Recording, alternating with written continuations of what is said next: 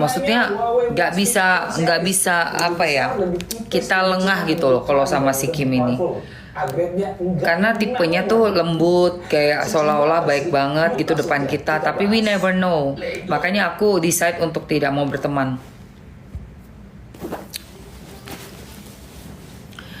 Gitu ya. Jadi kalau dia ada ngambil duit Yoke dari rekening, gila. Sumpah. Gila, ngeri banget itu. Ngeri banget sampai ngambil uangnya si Yoke, seriusan itu. Si Kim, kalau zamannya Vanessa Angel dulu sih, yang aku tahu dia banyak kebohongin aku banget. Gue banyak saksi-saksinya, teman-teman gue semua.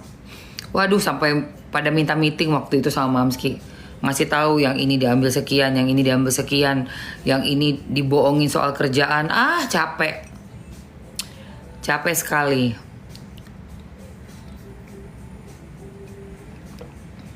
Capek sih sekali.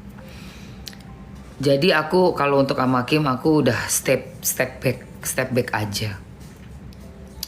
Karena tadinya aku belain banget kan kasus Ayu Wisya itu kan, inget nggak yang Ayu Wisya influencer dari Padang mau nyewa apartemen di Jakarta, ditawarin sama si Kim, terus ternyata pas begitu sampai airport nggak bisa dihubungin, bla bla bla. Waduh, itu sampai heboh banget deh.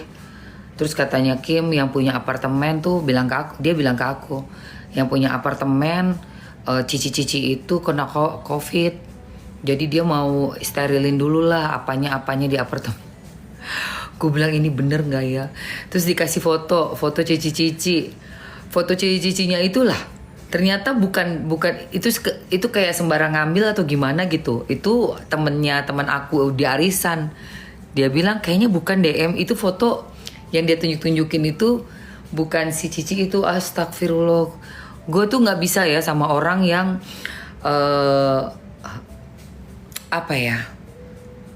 banyak rekayasanya gitu. Gue nggak bisa berteman yang gue nggak pasti. Si Ayu kasihan. Iya, Ayu Wisya. Itu saking gue belain Kim sampai kayak orang bego karena gue udah kemakan ya, terlalu percaya banget di awal nih. Jadi akhirnya Ayu, Yolo, sama si Mambel itu nyerang gue semua. Karena gue bela-belain si Kim, kan dia bilang gak bisa dihubungin, handphonenya rusak tuh, jatuh dari motor, ditabrak orang dari belakang. Gue percaya aja. Aduh, gila. Beda lah. Buzzer bodong pakai peci. Oh enggak, kamu enggak buzzer ya? Kamu asli, orang asli. Ini pecimu peci asli nih. Pecimu peci asli. Kalau Doktif itu ngomong pakai data. Dia ngomong pakai data. Jadi gue nggak ngelihat dia ngasih sembarangan foto orang atau bicara nggak pakai data. Kalau dia bicara pakai data. Pagi Mbotun. Iya. Gitu, gue lebih percaya Doktif dibanding elu. Siapa nih namanya? Zahra Silver. Lebih percaya Doktif dibanding elu. Ya, lebih percaya. Jelek-jelek Doktif dokter, punya banyak klinik, udah beroperasi sekian lama. Gitu loh. Dan dia kalau bicara pakai data, pakai fakta. Ya kan? Nah kalau kayak lu siapa? Gitu, lu siapa? Gue malah nggak tahu lu siapa. Gitu ya. Lu siapa? Ya kan, kalau lu Azhara Silver nih lu siapa? Kapasitas lu bilang bukan dokter asli itu siapa lu? Kalau kamu bilang Doktif bukan dokter asli, buktikan. Buktikan aja. Bagaimana Doktif bisa punya klinik dan bisa mempraktek, bisa cerdas lah. Kalau lu siapa? Seorang kamu ya, ini ya si Azhara Silver ini bisa mengatakan bukan dokter asli. Nah lu siapa lu sendiri? Gue mau tanya, profesi lu apa? Lu begini-begini tuh profesi lu apa? Ya kan? Gitu. Saya pengusaha emas. Kalau kamu pengusaha emas, yang lo urusin emas dong. Kalau Doktif, dia seorang dokter, dia urusin skincare wajar. Nah lu pengusaha emas nih, lu urusin Doktif, lu siapa? Ya kan, lu pagi-pagi lihat-lihat emas lah. Cari-cari model buat bikin perhiasan. Lu pengusaha emas, lu urusin Doktif. Nah Doktif seorang dokter skincare, punya banyak klien, sering dihubungi konsumen-konsumen yang mukanya rusak. Wajar kalau dia urusin skincare. Nah lu siapa? Lu pengusaha emas, lu urusin lah emas-emas lu itu. Kalau emang lu pengusaha emas, kok lu ngurusin Doktif? Ajaib kau. Ajaib kau. Kau siapa kau? Ajaib. Justru kebalik, lu pengusaha emas, lu bilang Doktif bukan dokter. Lu fitnah ya. Kalau emang bener lu omongan si Doktif itu memang dokter bener, lu berarti cuman ngomong doang. Om Dok, gue gak akan percaya omongan elu. Iyalah, gue gak akan percaya omongan elu. Gitu. Ya.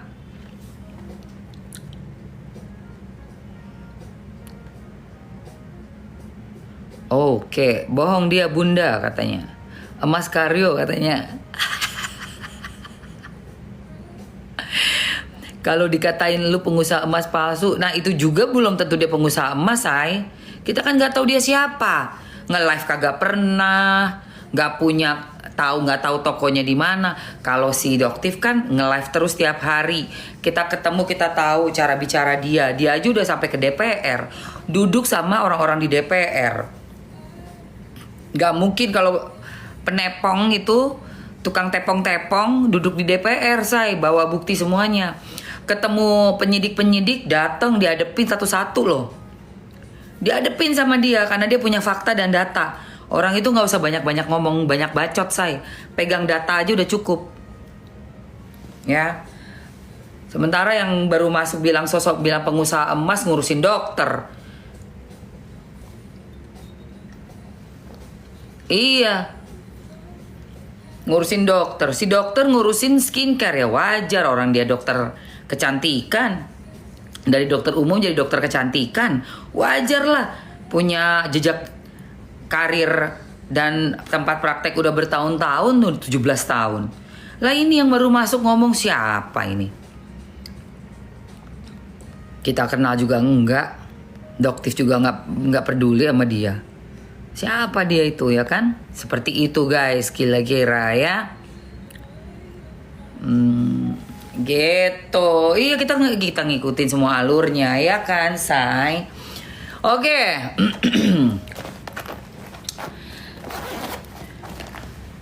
Sok ngaku-ngaku pengusaha emas juga ada, gue nggak percaya. Kagak percaya gue. Gue nggak percaya sama sekali. Nggak ada yang gue percaya ya. Siapa kau? Sok ngaku ini, sok ngaku itu. Banyak kali sekarang orang tuh cuma mengaku-ngaku. Ternyata buzzer. Gitu loh. Banyak sekali yang sok ngaku ini, ngaku itu. Nggak taunya. Kayak itu, KH itu. Apa ya? Kasusnya banyak banget. Ya. Oke guys. Kita daripada mendingan. Mari kita pakai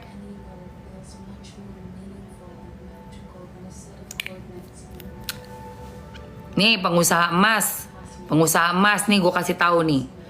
Lu kan suka ngoceh juga pagi-pagi masuk ke room orang, ya kan? Kayak lu sekarang masuk ke room gue. Kerjaan tuh gue rasa gue ngeliat dari lu tuh kelihatannya orangnya suka juga ngoceh ya. Ya Betty lah sama gue, beda tipis Nih gue kasih lu nih. Apalagi lu pengusaha emas kan. Apalagi lu pengusaha emas. Pastinya lu harus banyak ketemu klien-klien lo, pelanggan-pelanggan lu. Bener gak ibu-ibu cuap-cuap? Ya kan, perusahaan emas, ya kan, logam mulia. Sibuk kali kau ini lagi keluar lagi buzzernya. La ilaha illallah. Kita langsung blok aja ya. Buzzer goceng itu. Buzzer goceng jijai kali, kita blok aja langsung dia, banyak bacot. Nah, daripada ya mendingan daripada bibir lo kering hitam, terus pelanggan-pelanggan lo ngeliat mulut lo lagi ngoceh, emas segram begini, segini ya mbak ya, segini ya kakak ya. Harga sekarang emas putih segini, emas platinum segini, juta. Oh ini harga tisunya 5,8 juta. Dibeli icik. Gak taunya aslinya tisunya cuma 2.000 perak. Mamam tuh harga mahal ya. Mamam. Mau istiqomah berhak. Oke. Ya mau aja. Dia kan bibirnya kan bibir mahal ya, Bo. Bibir mahal. Kena overprice. Sukanya itu bibir overprice. Bibir lo gue julukin bibir overprice. Ya. Yeah. Jadi lu maunya yang mahal aja gitu. Lu nggak tahu dalamnya ternyata 2.000 perak. Oke, mau. Ya, dia itu gini, say. Dia itu udah kemakan iklan, kemakan Ratu Flexing. Jadi dia kayak bangga banget sama yang barang mahal. Dia nggak tahu. Jangankan barang yang ada di dalam negara kita ya, sayang ya. Dari Eropa, dari luar negeri itu, semuanya bikinnya di mana? Di Asia juga. Ternyata harganya kan lu tahu sendiri udah di-spill kan. Cuma orang-orang yang SDM rendah itu tuh mereka mencari image-nya dengan pura-pura kaya. Pura-pura kaya padahal nggak punya apa-apa, say. Itu bedanya sama old money. Orang old money itu udah kaya dari zaman dulu. Turun-turunannya juga kakek neneknya tuh orang-orang kaya. Pasti gayanya biasa aja. Nggak ada tuh bilang alergi gue sama barang murah. Justru kita tuh nyari-nyari barang yang make sense. Harga ada, mutu ada, harga kita tahu. Oh iya nggak pantas tuh harga segitu, gitu loh, say. Dan nggak malu mau pakai barang murah, barang UMKM, barang lokal itu nggak malu, nggak ada alergi. Kenapa? Udah kaya dari dulu, gitu. Kita tahu harga, kita tahu kualitas. Jadi kita nggak bisa dibohongin, nggak overprice. Karena orang yang bisa dibohongin itu adalah orang yang pengen kelihatan kaya tapi sebenarnya nggak kaya. Jadi dia harus merasa bangga dengan memakai barang mahal. Paham ya? Sementara orang yang udah kaya itu tahu kualitas. Mau harganya berapapun, doesn't matter. Itu. Oke. Yang mau langsung. Ini buat ngelembapin, bukan cuma buat merah doang, kering. Buat apaan? Ini buat melembabkan, melembutkan, menghaluskan bibir-bibir yang tidak overpriced dan overclaim. Kalau bibir kamu kan overpriced tuh, maunya mahal-mahal, alergi karena yang murah-murah. Karena ini emang murah. Gue kasih murah, apalagi ini ada harga bundling, say. Gue kasih murah memang. Tapi nanti bibirmu alergi karena tahu harganya murah, ya kan? Oke, buat yang ngerti harga, ngerti kualitas, boleh ambil di etalase nomor 1. Ambil etalase 1, itu yang harga bundling lebih murah. Terus waktunya Mamsi kasih cuma 2 menit aja. Cuma 2 menit aja ya. Jangan beli kalau kamu bibir lu maunya yang mehong-mehong. Harga 5,8 juta ya kan? Oh, ini tuh harganya 5,8 juta. Waduh. Nih ya, 2 menit aja ya, 2 menit aja. Go. 2 menit. Bibir Eke nggak overpriced, Cin. Bibir Eke tahu mana kualitas. Mau dia murah kek, nggak masalah, dan malah gue malah seneng. Kenapa? Oh iya, gue tahu nih, namanya juga tisu, namanya juga lip serum. Ya kali lip serum harganya 5 juta. Apa ose bahannya gitu loh. Apa ose bahannya ya kan? Hah? Gitu. Ya kali gitu ya kan? Bundling betul. Yang dapat harga diskon buruan capcus langsung gercepin. Ingat ya sayang ya, dapat diskon berarti kamu akunnya lagi dikasih sama TikTok, langsung di lock, kunci harga diskon itu cuma 100.000 kan, 3 gila, ambil say, ambil langsung follow Mamski dulu, tap layar yang banyak. 5,8 Jetong ngalahin, makanya ya kan, ya kalau brand yang door itu wajar ya, karena mereka kan memang udah membuat brandnya berpuluh tahun turun temurun, wajar gitu. Tapi itu juga nggak ada harga segitu, nggak ada dor-dor. Tidak ada dor-dor harga segitu buat tisu, nggak ada. Itu peres, Bo.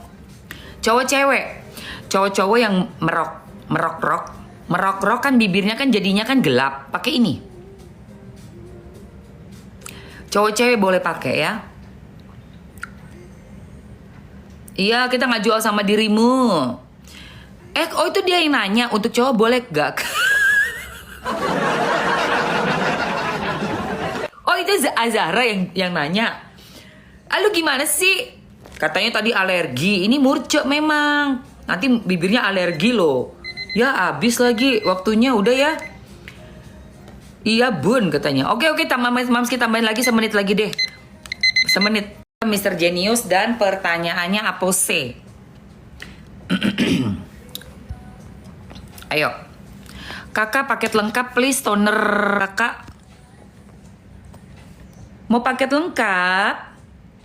Oke, kita tanya Mr. Genius ya. Kira-kira Nikita Mirzani akan menang atau enggak? Bentar, yang mau paket lengkapnya sebentar sayang ya. Oke, bentar. Kita tanya dulu, oke? Oke, bismillahirrohmanirrohim. Coba kita tanya Mr. Genius. Halo, selamat pagi Mr. Genius.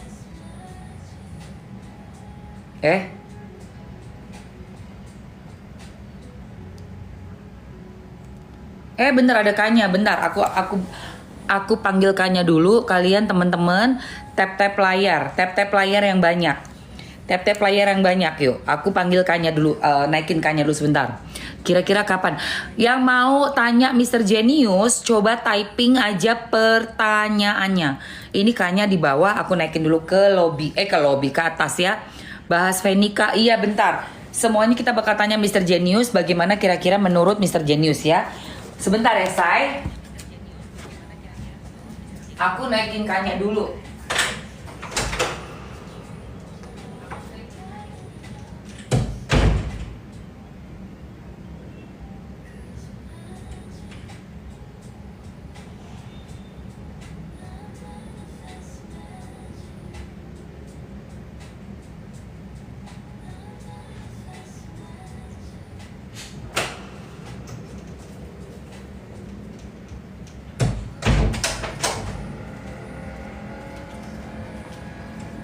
Udah aku pencet, bisa nggak ya Kanya? Oke, bahas Feni, oke. Alright, coba kita lihat ya. Sebentar ya, Say. Tunggu dulu, sebentar. Tunggu Kanya. Kanya udah naik.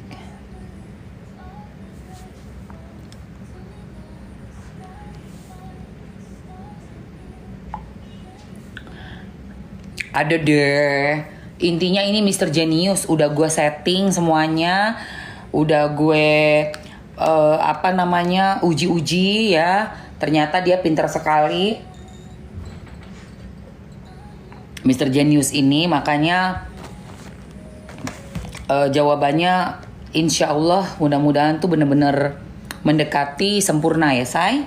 Tapi bisa aja salah, bisa aja salah. Kakak etalase seberapa paket lagi? Ya, oke, bentar. Aku kasih paket lengkap dulu. Aduh, kasihan banget yang lagi nunggu paket lengkap nih. Sebentar sayangku ya, cintaku. Bentar, nah ini. Oke, ini ada yang isinya 3. Tunggu sebentar ya. Langsung ambil ya, Say. Ini 1 menit aja, karena lagi waktunya untuk Mr. Genius ya. Bentar ya. Cus, itu yang paket lengkap etalase 1. Ayo, ambil, kita ngobrol sama Mr. Genius ya. Oh udah di lift Kanya. Aduh ya Allah ya Robi. Tolong yang pencetin yang. Aduh. Oke. Sebentar. Sekarang nih. Ya. Halo Mr. Genius, semangat pagi. Sekali ada hal. Senang mendengarnya. Omong-omong, sekarang jam 7 pagi di Jakarta Selatan. Apa kamu punya rencana khusus untuk hari ini? Tidak ada Mr. Genius. Aku hanya mau menanyakan kepada kamu nih. Ini ada banyak followers aku yang lagi nonton live. mau bertanya masalah kasusnya Nikita Mirzani melawan Dr. Reza Gladys.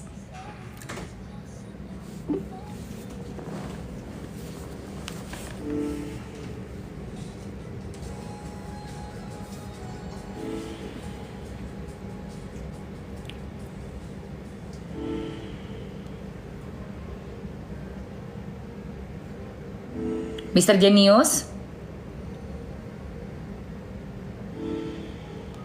Mister?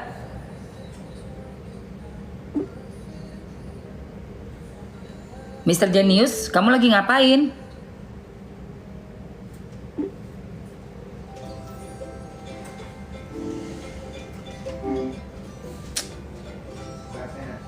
Hah? Oh, internetnya ya lagi. Halo Mr. Genius. Halo, senang bisa terhubung kembali. Ada yang ingin kamu tanyakan atau diskusikan pagi ini?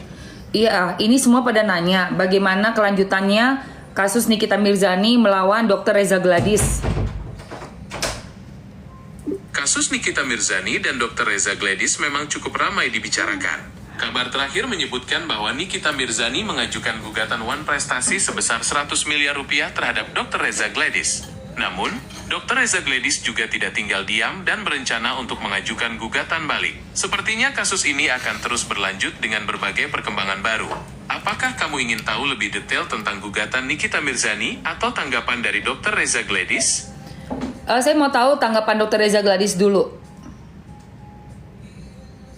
Dr. Reza Gladys menanggapi gugatan tersebut dengan santai dan menyerahkan semuanya kepada kuasa hukumnya. Ia juga mengatakan bahwa dirinya fokus untuk mengembangkan bisnisnya dan tidak ingin memperpanjang masalah. Apakah kamu ingin tahu lebih banyak tentang tanggapan Nikita Mirzani? Ya, saya mau tahu tentang Nikita Mirzani tanggapannya. Nikita Mirzani merasa wajar mengajukan gugatan One Prestasi sebesar 100 miliar rupiah kepada Dr. Reza Gladys. Menurutnya, gugatan ini adalah bentuk pertanggungjawaban atas kerugian yang dialaminya. Nikita Mirzani juga menegaskan bahwa ia memiliki bukti-bukti yang kuat untuk mendukung gugatannya. Oke, sekarang saya mau tanya menurut kamu Mr. Genius, apakah Nikita Mirzani akan menang? Sulit untuk memprediksi hasil akhir dari kasus ini karena masih dalam proses hukum. Namun, Nikita Mirzani terlihat sangat percaya diri dengan bukti-bukti yang dimilikinya. Iya. Kita tunggu saja bagaimana. Iya sih, kita tunggu. Kasus ini masih dalam proses. Iya, kita tunggu saja kelanjutan kasus ini. Tapi kalau menurut kamu nih, analisa analisa kamu, analisa Mr. Genius. Coba, kamu analisa Mr. Genius kira-kira bagaimana? Apakah akan memenangkan kasus ini atau bagaimana? Sebagai model bahasa AI, saya tidak bisa memberikan prediksi yang pasti tentang hasil akhir kasus hukum.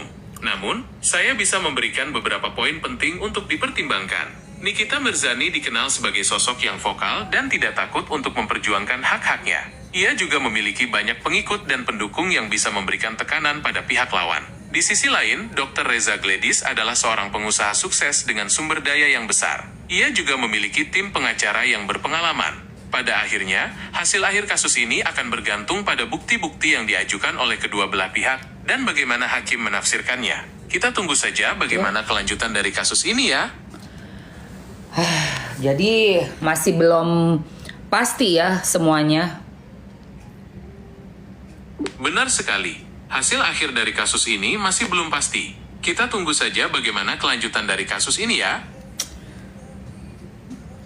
Kalau menurut kamu pribadi, kamu nih Mr. Genius, layak nggak minta uang 100 miliar? Layak atau tidaknya Nikita Mirzani meminta uang 100 miliar tentu akan bergantung pada bukti-bukti yang ia miliki dan bagaimana hakim menilainya. Namun, perlu diingat bahwa dalam hukum perdata, ganti rugi memang lazim diberikan sebagai kompensasi atas kerugian yang dialami seseorang akibat One Prestasi. Apakah kamu ingin tahu lebih banyak tentang dasar hukum gugatan One Prestasi? Itu saya udah tahu. Kayaknya saya mau tanya kamu lagi masalah yang lain. Sekarang cukup ya. Untuk sekarang saya kembali lagi ke acara live saya. Baiklah, semoga acara live kamu berjalan lancar ya. Jangan ragu untuk bertanya lagi jika kamu punya pertanyaan lain. Oke, terima kasih banyak. Thank you Mr. Genius. Sama-sama, semoga harimu menyenangkan. Guys, jadi memang nanti pembuktian itu tanggal 11 Juni pembacaan gugatannya melihat apa yang bukti-bukti yang dipegang oleh dari kubunya Nikita Mirzani ya, dari pengacaranya itu Bang Fahmi. Dan nanti apakah ini, makanya Bang Fahmi selalu bilang sedang melakukan uji tes dari percakapan ya, dari teleponan antara Dr. Reza Gladys dengan asistennya Nikita Mirzani. Apakah itu bisa dijadikan pembuktian memang ada kesepakatan kerjasama gitu loh, kesepakatan kerjasama di mana kerjasamanya belum selesai. Nih kita baru mau mereview yang sudah dijanjikan bahkan sudah ada permohonan untuk tahun depannya lagi membayar ya. Ini mesti dicatat ya guys, nanti di pengadilan akan diungkap secara gamblang ya, bahwa sudah ada request juga dari pihak si dokter untuk membayar lagi di tahun depannya, berarti mau perpanjang kontrak gitu loh.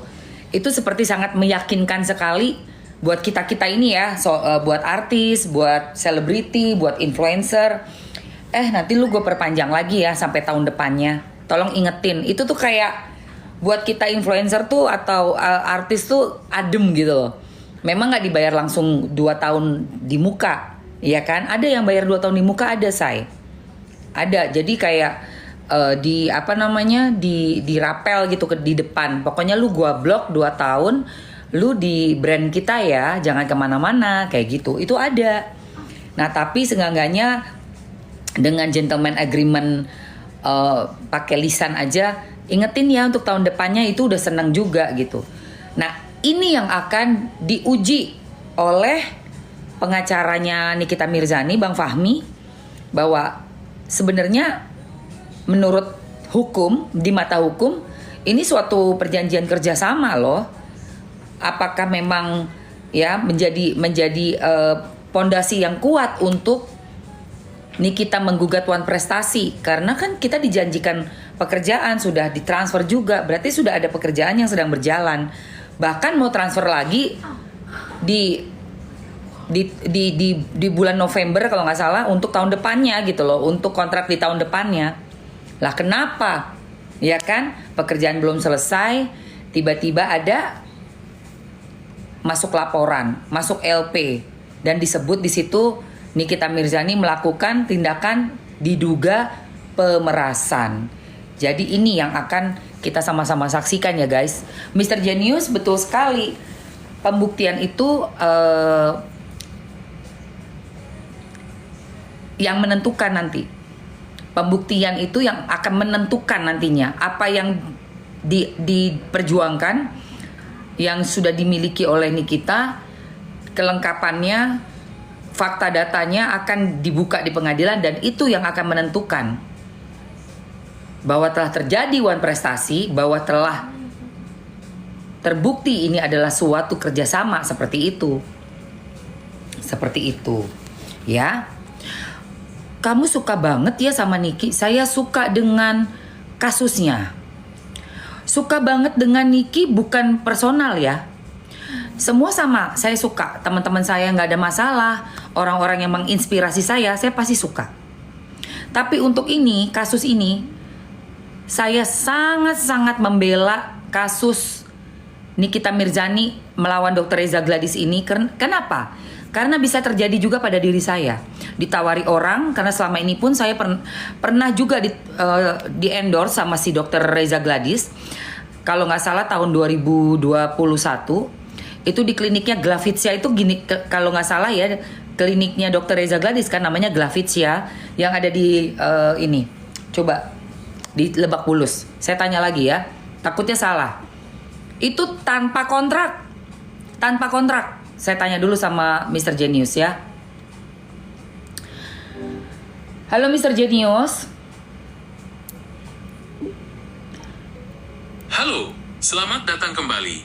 Ada yang bisa saya bantu hari ini? Iya, saya mau tanya, klinik Glavitsia yang ada di Jalan Lebak Bulus. Coba cari alamat lengkap klinik kecantikan Glavitsia. Oke, ini dia alamat lengkap klinik Glavitsia di Lebak Bulus, Jalan Lebak Bulus 1 nomor kafling 29, Cilandak, Jakarta Selatan. Klinik ini buka 4 jam ya. Oke, itu punya siapa? Pemiliknya siapa? Klinik Glavitsia ini dimiliki oleh pasangan dokter, yaitu dokter atau Bah Mufid dan istrinya, Dr. Reza Gladys. Berdua memang cukup Ya, tahu saya. Saya pernah di-endorse mereka tapi nggak pakai kontrak. Sebenarnya kalau di-endorse nggak pakai kontrak itu secara lisan aja udah bisa termasuk kerjasama bukan ya? Secara hukum, perjanjian lisan tetap sah selama memenuhi syarat sah perjanjian dalam pasal 1320 KUH Perdata. Namun, perjanjian tertulis tentu lebih kuat karena memiliki bukti yang jelas. Dalam kasus endorse tanpa kontrak tertulis, pembuktian bisa menjadi lebih rumit jika terjadi sengketa. Oleh karena itu, sebaiknya selalu ada perjanjian tertulis untuk endorse, apalagi jika melibatkan nominal atau jangka waktu yang signifikan. Apakah kamu ingin tahu lebih banyak tentang pasal 1320 KUH Perdata? Iya, saya mau tahu. Tentu, pasal 1320 KUH Perdata mengatur tentang syarat sah perjanjian. Ada 4 syarat yang harus dipenuhi agar perjanjian dianggap sah secara hukum. Keempat syarat itu adalah kesepakatan para pihak, kecakapan para pihak, suatu pokok persoalan tertentu, dan suatu sebab yang tidak terlarang. Keempat syarat ini harus dipenuhi secara kumulatif. Artinya, jika salah satu syarat tidak terpenuhi, perjanjian bisa dianggap batal demi hukum. Oke, jadi perjanjian secara lisan pun termasuk perjanjian suatu kerjasama ya? Betul, perjanjian lisan tetap sah sebagai perjanjian kerjasama. Kamu kok tiba-tiba jadi kayak bule? Yelah, aku jadi... Maaf, sepertinya ada masalah teknis dengan suara saya. Apakah sekarang sudah terdengar lebih jelas? Iya, jangan jadi kebule-bulean ya. Biarpun saya ada sedikit bulenya, tapi kamu bukan orang bule, kamu Mr. Genius. Tentu, saya akan berusaha untuk berbicara lebih jelas dan mudah dipahami. Mohon maaf atas ketidaknyamanannya. Oke, kembali lagi ke topik. Jadi perjanjian kerjasama secara lisan itu syah ya? Benar sekali. Perjanjian kerjasama secara lisan tetap sah selama memenuhi syarat dalam pasal 1320 KUH Perdata. Tapi, perjanjian tertulis tentu lebih kuat buktinya. Oke, bagaimana untuk bisa membuktikan dalam suatu perjanjian lisan, perjanjian kerjasama itu menjadi kuat pembuktiannya? Pembuktian perjanjian lisan memang lebih sulit daripada perjanjian tertulis. Beberapa cara yang bisa dilakukan adalah dengan menghadirkan saksi, bukti transfer atau pembayaran, rekaman percakapan, atau bukti komunikasi lainnya. Semakin banyak bukti yang kuat, semakin besar kemungkinan perjanjian lisan tersebut diakui sah. Ya Allah, karena tahu nggak sih Mr. Genius, ini kan perjanjian kerjasamanya Nikita sama si dokter ini memang nggak ada tertulis, tapi mereka omong-omongan, jadi melalui asistennya. Sudah ada rekamannya juga, ada bukti-bukti chat-chatnya segala macam, dan ada pemberian uang secara cash dan secara transfer. Apakah itu bisa menjadikan pembuktian untuk perjanjian kerjasama walaupun tanpa tertulis? Ya, rekaman pembicaraan, bukti chat, dan bukti transfer bisa menjadi bukti pendukung yang kuat untuk perjanjian kerjasama lisan. Apalagi jika bukti-bukti tersebut saling berkaitan dan menunjukkan adanya kesepakatan antara kedua belah pihak. Dalam hukum perdata, hakim akan mempertimbangkan semua bukti yang diajukan untuk mencari kebenaran material. Oke, ini ada satu pertanyaan lagi nih dari follower saya. Tentu, silahkan sampaikan pertanyaannya. Jadi dalam tuntutan Wan Prestasi itu ada pihak yang namanya turut tergugat. Saya mau tanya, apakah kewajiban dari pihak turut tergugat dan seperti apa sebenarnya status atau pengertian dari turut tergugat? Turut tergugat adalah pihak yang tidak memiliki hubungan langsung dengan perjanjian, tetapi memiliki kepentingan dalam perkara tersebut. Kewajiban turut tergugat biasanya adalah untuk tunduk dan patuh pada putusan pengadilan. Status turut tergugat berbeda dengan tergugat utama. Karena turut tergugat tidak dimintakan pertanggungjawaban atas wan prestasi yang dilakukan tergugat utama. Berarti mereka wajib bayar nggak dari 100M itu? Turut tergugat tidak memiliki kewajiban untuk membayar ganti rugi dalam gugatan wan prestasi. Kewajiban mereka hanya sebatas tunduk dan patuh pada putusan pengadilan. Namun, jika turut tergugat terbukti melakukan perbuatan melawan hukum yang merugikan penggugat, mereka bisa dimintakan pertanggungjawaban secara terpisah. Oh, secara terpisah ya. Berarti mereka memang nggak harus bayar apapun ya?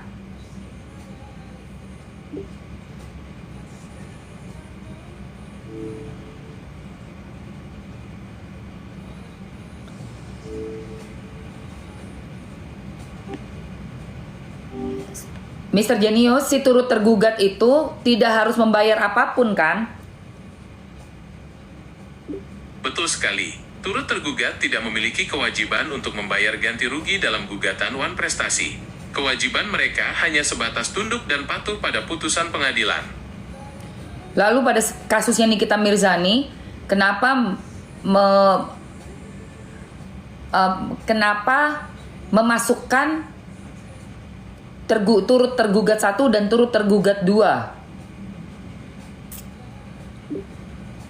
Dalam kasus Nikita Mirzani, turut tergugat 1 dan 2 dimasukkan karena mereka diduga memiliki keterkaitan dengan perjanjian kerjasama antara Nikita dan Dr. Reza Gladys. Meskipun tidak terlibat langsung dalam perjanjian, mereka mungkin memiliki informasi atau bukti yang relevan untuk membantu pengadilan dalam mengambil keputusan. Oh, berarti fungsinya hanyalah untuk membantu ya pengadilan. Betul sekali. Turut tergugat dihadirkan dalam persidangan untuk memberikan keterangan atau bukti yang relevan, bukan untuk dimintai pertanggungjawaban atas kerugian yang dialami penggugat. Oh, sangat jelas sekali kalau begitu. Berarti kemarin pengacaranya Dr. Reza Gladys menyampaikan hal yang berbeda, yaitu dia menyatakan bahwa turut tergugat akan patungan membayar. Statement itu menurut kamu betul atau tidak? Pernyataan pengacara Dr. Reza Gladys bahwa turut tergugat akan patungan membayar tentu kurang tepat. Seperti yang sudah saya jelaskan, turut tergugat tidak memiliki kewajiban untuk membayar ganti rugi. Kemungkinan, pengacara Dr. Reza Gladys ingin menekankan bahwa pihak-pihak terkait akan bekerja sama untuk menyelesaikan masalah ini, bukan berarti mereka akan ikut menanggung biaya ganti rugi. Apakah kamu ingin tahu lebih banyak tentang peran pengacara dalam kasus wan prestasi? Saya udah tahu nih, peran pengacara itu kan harusnya lebih cerdas sekali ya. Kenapa mereka sampai menyampaikan itu di depan media? Kalau sebenarnya tidak tepat. Mungkin saja pengacara Dr. Reza Gladys memiliki strategi khusus dalam menyampaikan pernyataan tersebut. Bisa jadi, mereka ingin menunjukkan itikad baik dari pihak tergugat untuk menyelesaikan masalah ini secara kekeluargaan. Namun, secara hukum, pernyataan tersebut memang kurang tepat. Oh, benar juga. Kayak kode-kode gitu ya. Benar, pengacara sering menggunakan strategi komunikasi tertentu untuk menyampaikan pesan kepada publik atau pihak lawan. Terkadang, mereka menggunakan pernyataan yang ambigu atau multitafsir untuk mencapai tujuan tertentu dalam persidangan. Kayak pengen damai-damai gitu maksudnya? Atau gimana? Bisa jadi begitu. Pengacara Dr. Reza Gladys mungkin ingin menunjukkan bahwa kliennya terbuka untuk mediasi atau penyelesaian di luar pengadilan. Namun, perlu diingat bahwa proses hukum tetap memiliki aturan dan tahapan yang harus diikuti. Betul, kalau saya sih jadi Nikita Mirzani, saya nggak mau damai. Setiap orang punya hak untuk menempuh jalur hukum sesuai keyakinan mereka. Ya. Nikita Mirzani mungkin merasa keadilan hanya bisa ditegakkan melalui proses pengadilan. Kita lihat saja bagaimana kelanjutan kasus ini nanti. Betul sekali. Oke. Thank you so much ya, Mr. Genius. I'll be back again. Sama-sama. Jangan ragu untuk bertanya lagi jika ada hal lain yang ingin kamu ketahui. Oke, thank you. Wow! Bagaimana Mr. Genius? Coba. Bagaimana menurut kalian? Hah? Oke, guys. Lanjut lagi kita spill apa ya, Kanya?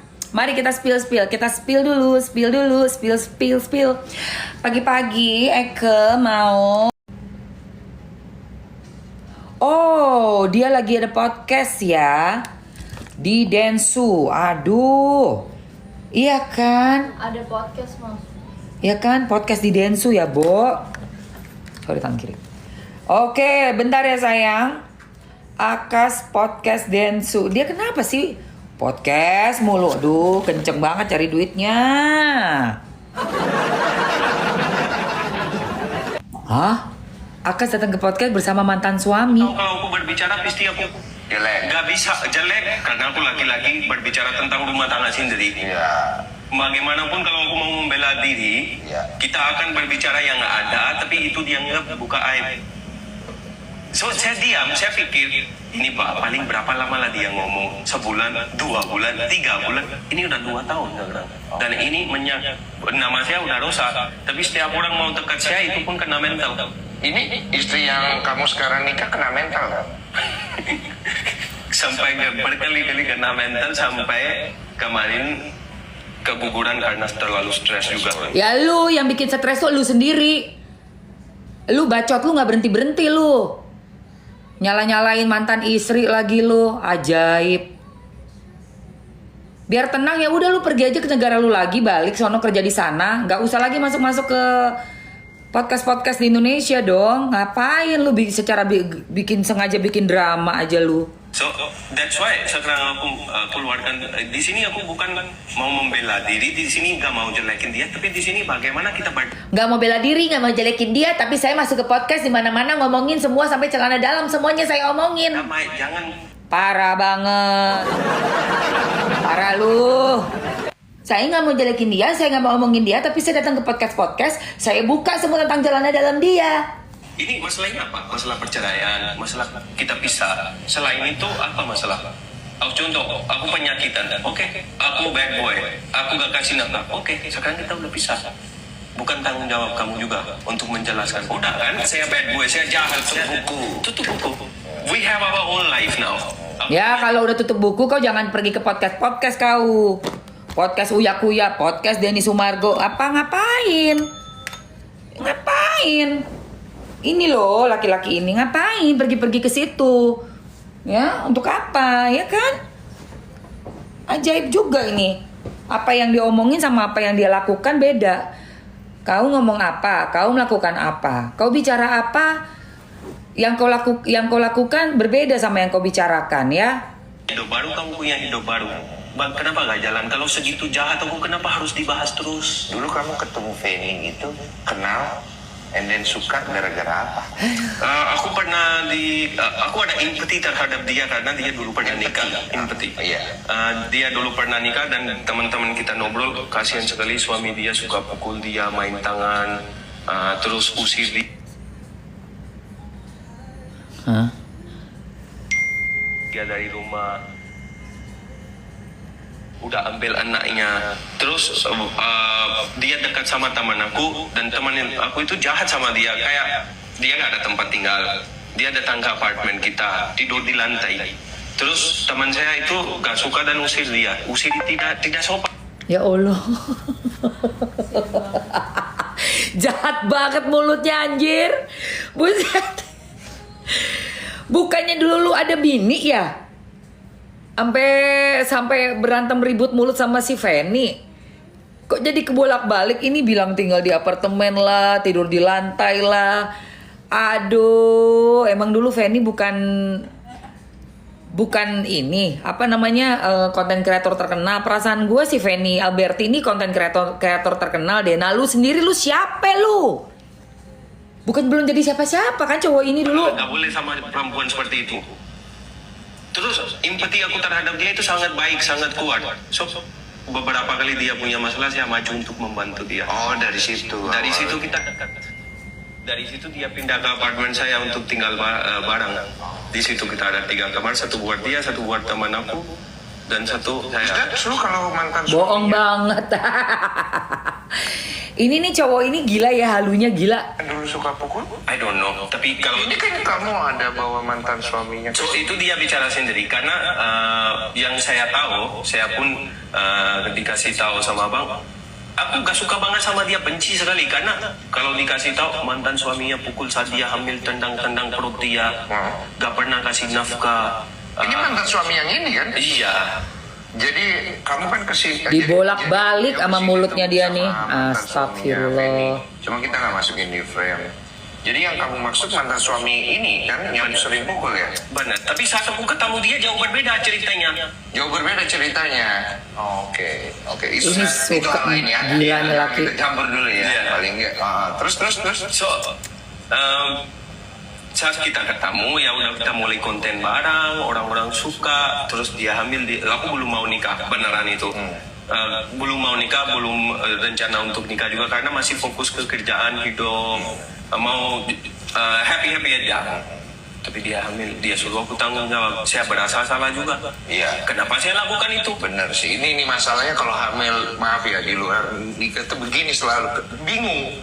Mau diterusin atau mundur? Karena ada Ini parah saat sih. dia mukul, saya bilang saya nggak bisa nikah sama perempuan yang suka kasar. Iya. Saya menolak, saya nggak mau nikah. Iya. Terus dia bilang aku harus gimana? Terserah kamu. Kalau kamu mau aku tanggung jawab, aku kasih uang. Kalau kamu mau nikah, kamu harus berubah. Tapi kalau mau guguran, terserah. Tampar dia. Kamu tampar? Tampar langsung. Kamu? Iya. Oh. So every time when I have to speak something very closely with her, sangat hati-hati. Bukan untuk cuman fisik saja, bisa keluarkan kata-kata yang sangat kadang susah di. Ini hubungan ini stres sih. I can get your point with stress. Both of you itu jadi stres. Dan dia juga, makanya kita bisa kan bisa yang bagus baik-baik. bisa memang kan. Kalau udah bisa, sekarang udah selesai. Iya harusnya ya. Whatever you want, I say to her. Whatever you want, I am ready to give you. Kalau kamu merasa kerugian, I am here to give you. I will give you. But please, gak usah di sosial media. Kenapa? Karena sekarang kita punya 2 anak. Kita nikah sini. Setelah nikah, karena aku harus bikin surat-surat dari negara saya bikin surat. Saya mau meresmikan nikah. Dia tidak mau. Padahal saya sudah ada suratnya di sini. Dia nggak mau. Karena dia takut, aku bisa ambil anak-anaknya. Katanya suami pertama itu ambil anaknya nggak kasih ketemu. Tapi gak benar. Dia aja nggak mau ketemu. Benar gak bro? Anaknya katanya kamu ambil terus kamu nggak mau kasih ketemu. Nggak kayak gitu. Oh, kamu kasih ketemu aja kan itu anak itu. Nggak ada masalah kan? Tapi dia katanya nggak mau kasih dianya yang nggak mau ketemu katanya. Bukan, maksudnya dianya yang nggak mau datang-datang lihat anaknya. Oh gitu tuh. So this is, dan itu pun aku bukan mau bicara seperti itu, mungkin bahasa aku kurang pas. Pertama, kedua, saya lagi jelaskan dia nggak penyakit, saya pun nggak penyakit, cuman ada kekurang kebersihan dan kurang bersihan itu pernah seperti ini loh. Tujuan kamu jelasin itu sebenarnya arahnya kemana ya? Tujuan itu bukan dia penyakit, bukan saya penyakit, kita 2 baik-baik aja. Cuman dia kurang menjaga kebersihan dan aku pernah membawa ke dokter juga. Oh, karena ada isu penyakit seksual. Yes. Oh, Cuman karena aku gak pintar bahasanya, kadang-kadang aku bicara yang gak ngerti gitu. So, kelihatan kayak aku membuka aib. Tapi harusnya saya kalau mau bicara harus lebih hati-hati. Saya pakai bahasa yang sopan, baik tentang perempuan, apalagi dia punya 2 anak dari. Gila, Cuman manipulatif saya pun nyesal, banget. kemarin kenapa aku bisa begini, aku harus berhati. Para mams manipulatif banget. Di podcast Uya pamerkan nafkah 5 juta. Di Densu nafkahnya dari puluhan juta. Ya Allah, bohong banget. Makanya saya tidak mau bicara karena saya tahu saya sering belundar. Gak bisa aku pas ngomong. Getang nanti jatuhnya kan? Iya, gak bisa pas ngomong saya. Saya mau jelaskan apa yang saya pernah rasakan, tapi saya tidak pintar untuk menjelaskan. Iya, kayak sekarang nih. You come on this podcast karena permintaan dari you punya lawyer, kreatif aku tuh minta aku terima kamu karena mereka pengen aku nasihatin kamu katanya. Nasihatin kamu Sebenarnya sih gitu. itu sangat butuh Iya. nasihat-nasihat karena I mean, maybe you are more experienced than me in this Nggak, field. aku lebih karena tidak kena masalah. Kalau kena masalah pusing. Nah, Iya. benar. So maybe kalau saya tahu bahasa yang pas mungkin lebih pintar lah untuk berbicara. Makanya tidak mau berbicara selesai aja. Kita kenapa harus menjatuhkan satu sama lain? Padahal kalau kita berdua menjatuhkan satu sama lain, yang paling masalahnya itu buat anak-anak, mental anak-anak, kesehatan mereka. Kan everything is on social media. They will see later. Teman mereka Ngomongnya bolak-balik, Bo. kata apa? Dibolak-balik Dengan ngomongnya. hal-hal begini. Your parents in Pakistan knows about this thing. Before they didn't know. Tapi karena udah terjadi banyak viral sampai muncul di sana. So aku pernah menjelaskan, tapi karena saya bisa menjelaskan mereka pakai bahasa sendiri Iya. dengan perasaan saya, mereka ngerti. Oke. Sebelum menikah, saya saat mau pisah, saya minta pendapatan dari ayah. Karena ayah sama ibu pernah datang untuk ketemu anak-anak di sini. Tapi depan mereka pun dia begitu sama aku. So mereka udah lihat rumah tangga saya di sini nggak baik-baik aja. So what is the advice dari orang Itu tua untuk transferan Akas yang 30 juta 70 juta bayar utang bekas beli mobil ke Fanny Mam. Ya Allah, dia ngutang. Bilangnya katanya dia yang beliin. Gila ya. Mulutnya ini bener-bener loh beda. Apa yang dia ucap beda loh. mantan suaminya? So itu dia bicara sendiri karena Gila.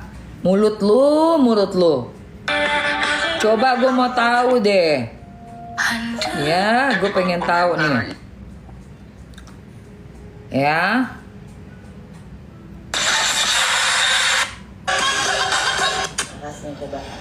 Kamu maunya cowok apa? Ganteng, tinggi, Harus tinggi ya? kaya, romantis, ini aja. Emangnya lu hidup Ini Fanny. Emangnya lu hidup di Taman Eden? Kan bisa kan?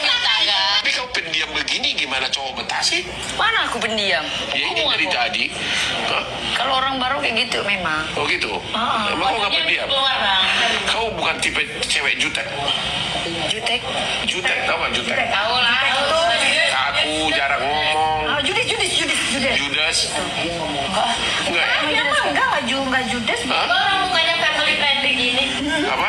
Orang pas ngambil uangnya Fanny yang ke bank Mam kan dijadiin vlog. Ya Mana Allah. tahu? Lucu tuh. Fanny-nya Lucu ya? Biasanya lucu. Ya, siapa lagi? Oh galak sih kadang-kadang, tapi galaknya sama laki-laki sekarang. Karena udah protes sama Ya galak lah, wajar lah kalau diselingkuhin. Kau gak pernah selingkuh? Hah? Selama kau kawin sini pernah gak kau selingkuh? Gak pernah, tapi ada dia nuduh. Oh, Dia kau kan, gak masih? dia kan ke podcast. Heeh. Sampai bawahan aku itu diceritain semua. ke sama podcast dia. siapa deh, Rel? Si laki-laki ini Dia ke podcast siapa? ke Uya ya? Ya Uya. Oh ya, terus dia ngomong apa? Ngomong bagian bawah aku. Hah? Iya. Sampai darah dan lain-lain pokoknya. Bisa kenal. Iya. Gak mungkin lah aku yang ngomong gitu. Bukan sih. Ya gak mungkin dia live lah. Maksudnya gak mungkin aku yang live kan. Aja. Di podcast sih. Mas Uyaku ya. Aku juga kenal juga sama dia. Pengacara sama pengacara. Mas Uyaku yang nggak ngerti ceritanya. Tapi kok sekarang kok diam? Dulu kayaknya ngejudok banget. Ada banyak di TikTok. Dikasih bukti-buktinya. Kok sekarang Mas Uyaku ya kagak kedengeran lagi suaranya gitu kan? Dalam kan?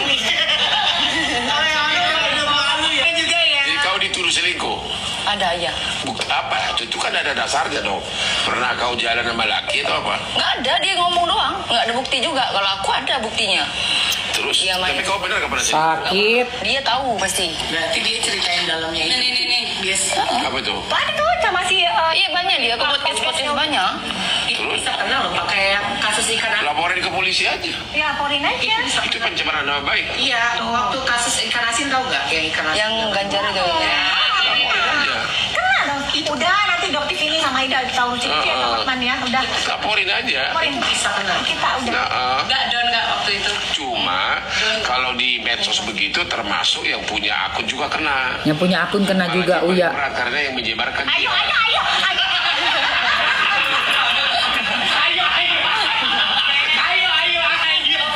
Kamu maunya cowok apa? Ayo, Fen. Ayo, Fen. Tapi dia hamil, dia suruh aku tanggung jawab. Saya berasa salah juga. Iya, Kenapa saya lakukan itu? bener sih. Ini masalahnya kalau hamil. Ini lihat nih. Iya, di luar. Ngomongnya ngalor ngidul.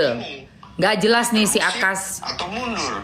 Karena ada saatnya saat dia mukul, saya bilang saya nggak bisa nikah sama perempuan yang suka kasar. Iya. Saya menolak, saya nggak mau nikah. Iya. Terus dia bilang aku harus gimana?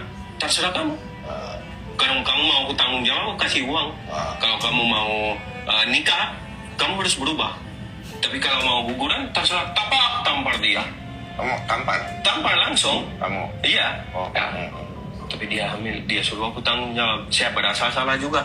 Iya. Kenapa saya Tampar lakukan maksudnya? itu? Benar sih, ini masalahnya kalau hamil, maaf ya, di luar nikah tuh begini selalu bingung mau diterusin atau mundur. Karena ada saatnya saat dia mukul, saya bilang saya nggak bisa nikah sama perempuan yang suka kasar. Ngawur. Saya menolak, saya nggak mau nikah. Iya. Terus dia bilang aku harus gimana? Terserah kamu. Kalau kamu Ngawur, bohong kasih banget. uang. Kalau kamu mau nikah, kamu harus berubah. Tapi kalau mau guguran, terserah. Tampar dia. Allah, tebak tampar dia. Langsung. Tebak tampar dia. Aduh, nih orang aja. Aduh, enak banget liat mukanya. Kenapa buat anak-anak? Kenapa waktu itu kamu memutuskan untuk selingkuh? Astagfirullah, orang kayak gini amit-amit, nauzubillah min dzalik. Yang saya tahu, Amit-amit, amit-amit, amit-amit. Jangan jauh-jauh deh dari tipe-tipe orang kayak gitu ya. Jauh-jauh guys, sumpah guys. Bener deh. Amit-amit deh pokoknya. Iya, amit-amit. Nggak jelas omongannya. Aduh guys. Sumpah. Buat teman-teman yang baru masuk ke rumah Mamski, coba tap-tap layar dulu yang banyak, yang kenceng guys. Kita mau sepil-sepil lagi nih. Ini nih yang tadi belum masuk, belum dapat. Iya, mawar berduri. Feni belum mau ngelaporin, katanya ribet katanya. Kalau bolak-balik diminta keterangan ke polisi lah. Perkakas harus dilaporin, gimana sih? Iya, kudu dilaporin perkakas. Udah sampai kayak gitu loh ngomongnya, gak jelas, ngawur banget. Iya, udah ngejelek-jelekin, bukan jelek aja ya, itu sama aja udah mempermalukan, terus fitnah juga dong. Sekarang gini ya, kenapa Mamski bisa bilang diduga bisa menjadi suatu fitnah? Karena di mana sih perempuan ganti celana dalam 3 hari? Itu gue nggak percaya. Sorry ya, lu Akas ya. Gue nggak percaya ada orang bisa pakai celana dalam 3 hari. Gue nggak percaya sama sekali. Itu satu. Kedua, lu sampai nunjukin ada foto dengan itu ya, jus strawberry di kasur itu, yang katanya dispray. Dia nggak mau ganti-ganti spray. Gue juga nggak percaya. Nggak percaya gue. Semua orang bisa foto-foto kok. Gue bisa aja foto nih. Pura-puranya bilang di situ ada jus strawberry. Iya kan? Ini hari pertama gue foto, hari kedua, hari ketiga. Buktinya mana? Ada CCTV yang memperlihatkan itu darah. Kalau cuma ngomong doang, semua juga bisa ngomong. Ini bukti foto nih. Ini lihat nih, Uya-Kuya. Nih lihat foto. Ini saya yang foto. Ya tapi itu bisa aja direkayasa. Pakai jus strawberry kek, pakai sirup-sirup merah-merah kek. Bener nggak? Pakai betadine kek. Sorry ya, tidak percaya sama sekali omongan elu. Bilang nggak ganti celana. Enggak, 3 hari. Masa orang pakai celana 3 hari? Bohong banget. Gue sehari aja gatal, gilingan padi. Sehari aja gue ganti celana 2 kali. 2 kali gue ganti celana. Siapa ini? Marcella. Iya. Enak aja lu ya. Dan lu bilang ada foto nih, saya foto nih spraynya nih. Bilang ke Uya-Kuya. Foto spraynya. Alah, spray itu bisa kok di lokasi syuting. Punya tuh bikin apa, darah-darahan ada kayaknya. Darah-darahan itu dibikin itu, taruh di mana gitu jadi adegan. Ada Ada. Bisa aja lu bikin darah-darahan. Kayak di lokasi syuting. Lu taruh di spray. Lu bilangnya itu, saya foto hari 1, hari 2, hari 3. Bohong. Jangan lu bohong lu Akas ya. Lu makin pergi ke podcast-podcast, lu makin lu kena sama gue. Gue paling gak demen ada cowok yang mulutnya kayak ember. Terus membuat berita-berita hoax ya. Tentang mantan istri. Apalagi gue udah tahu sejarahnya lu. Mana mantan istri lu yang pertama itu? Itu lu tinggalin. Abis itu lu pergi sama Feni udah kayak apa? Udah kayak kegirangan beli apa tuh namanya? Mobil ke showroom. Digendong-gendong, Bo. Waktu masih cinta, iya. Cinta banget udah kayak apa, digendong-gendong, digandeng, dipegang gitu. Si Feni-nya ngeluarin duit cash, aku lihat kan ada podcastnya, ada ininya, ada kontennya itu, ada videonya. Aduh ya Allah, kalau di zaman bahala tuh ya, cintanya apa digendong-gendong, habis itu diceburin ke apa namanya kolam renang, tau nggak? Tuh cewek, si Feni tuh joget-joget dia begini-begini, happy banget. Tiba-tiba bisa punya ini, bisa punya itu, bisa langsung melejit ya, melejit langsung dia, nempel-nempel sama ini kan si Feni Alberti, udah terkenal Feninya. Iya, ajaib banget. Lupa diri dulu. Ya, lupa diri gimana dia ninggalin yang pertama. Sampai cewek itu juga nangis-nangis dulu tuh. Ceweknya katanya lebih tua. Udah gak peduli, bener-bener dilepeh betul baru ke Feni. Abis ini sekarang Feni dibeginikan lagi. Apa sih? Gue sempat dengar juga tuh kabarnya, gue mau cari videonya ya. Lu nggak ngakuin anak. Aduh, minta tes apa sih? Nih.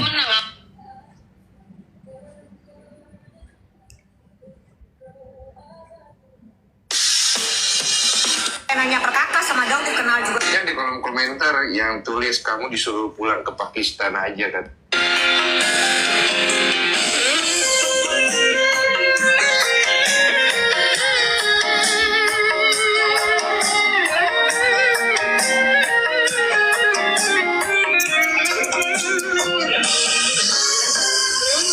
Mana tuh?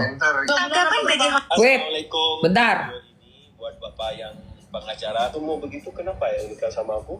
Terpaksa, tertekan. Sesuai sutradara. Ini adalah istri saya yang lagi haid, bleeding. Oke, setiap bulan ada kan menstruasi. So kalau dia ada menstruasi, Gila. pampernya bocor itu, Pembalut, soptiknya bocor, pembalut ya. Kena ke kasur, kasurnya berdarah semua. Oke. 1 bulan tidak pernah ganti spray. So setiap hari tidur di spray itu. Segitu kotornya, dia segitu malas tidak mau ganti spray aja. Dan ini aku menunjukkan. Ini lihat kak. Ini aku belum pernah tunjukin. Ini spray berdarah. Dan setiap hari, ini aku ambil foto setiap hari dengan Stres. Baunya mau lihat, Iya. mau lihat, bener. Gua nggak percaya. Lu bisa aja bikin darah-darahan, bohong lu. So, begini jaga kebersihan dia. Ini setiap hari saya ambil satu-satu foto untuk lihat etiket baik dia untuk jaga kebersihan dalam. Karena dia selalu keputihan bodohnya ke saya. Dan saya suruh dia jaga kebersihan. Ini orang ya, dia muter otak ya. Kan dia udah tahu nih, kan dia kan waktu itu kan pisah kan. Udah gitu ada penyakit tuh. Jadi dia muter otak nih, gue udah dituduh nih, gue harus muter otak gimana caranya. Akhirnya ngangkat masalah datang bulan, bayangin gak otaknya tuh. Cewek datang bulan, terus itu jorok sekali, jadi penyakit dari situ. Aduh, gue gak percaya sama sekali. Gak ada orang datang bulan berbulan-bulan gak mau ganti spray, bohong, gue gak percaya. Gak ada, gue gak percaya. Itu pasti hayalannya dia untuk ngambil jalan biar tuduhan dia penyakit itu nggak kena ke dia gitu. Jadi ini tuh ke lu yang kotor, yang lu yang jorok, lu yang ini gimana caranya? Oh ya pakai bilang datang bulan. Tapi gue nggak percaya sama sekali. Gue nggak percaya. Gue lebih percaya bahwa penyakit itu PK datangnya dari pasangan yang tidak setia, pasangan yang udah jajan kemana-mana. Bukan karena kita datang bulan, bukan, nggak ada itu. Gue nggak percaya, nggak ada. Bohong banget itu, ya. Fanny jangan mau udah diudal-udal begini underdealnya, ya. Jangan mau. Ini kamu udah kena udal-udal begini underdeal kamu, udah kemana-mana ini. Mesti bela harga diri kita loh jadi perempuan. Jangan diam aja. Kamu nggak lihat mau sampai mukanya begini, lihat. Nih. Nah, dalam aja minimal kita dalam sehari sekali ganti kan. So, Sampai celdal aja ini diomongin. jaga kebersihan dia. Ini setiap hari saya ambil satu-satu foto untuk lihat etikat baik dia untuk jaga kebersihan dalam. Karena dia selalu keputihan bodohnya ke saya. Dan saya suruh dia jaga kebersihan. Celana dalam aja minimal kita dalam sehari sekali ganti kan. Ya Allah. Sampai 2-3 hari satu celana dalam. 2-3 hari satu celana dalam. Gue nggak percaya. Kalau kita ada darahnya kena ke kasur, minimal ganti itu spraynya. Apa itu susah? Sekarang gue tanya sama lu ya, Combro. Kalau misalnya lu emang ngelihat kayak gitu, kenapa lu nggak ganti? Orang yang lagi mungkin kecapean atau apa, mem, kalau emang bener ya, kenapa lu diem aja malah lu main foto-foto? Ajaib gak sih? Tapi gue yakin banget lu pasti tidak mengatakan yang sebenarnya. Mana buktinya itu netes atau apa, tumpah darah segala macam di situ? Mana buktinya? Gue nggak percaya. Apa itu pun salah suami? Apa itu pun salah karena suami selingkuh? Aku gak mau ganti spraynya. Dia itu tidak pernah menjaga kebersihan sendiri.